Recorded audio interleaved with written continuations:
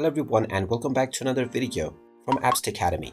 In this video, I'm going to show you how to log into your FedEx Contractor account. So let's get started right away. First of all, open up your web browser and then in the address bar, type in fedex.com and press enter. You will now be taken into the official FedEx website.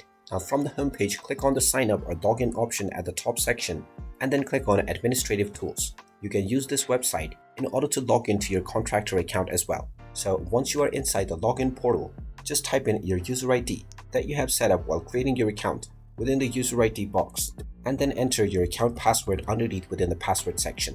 You can then click on the login button and you will be logged in to your FedEx contractor account right away. In case you have forgotten your password, you can click on the forgot user ID or password option underneath and you will be allowed to reset your credentials. And there you have it. That is how easy it is to log into your FedEx Contractor's account. If you find this video helpful, make sure you hit that like button and subscribe to our channel if you haven't done so already. Also ring that notification bell to never miss another update from us. Thank you for watching and I will see you again in the next video.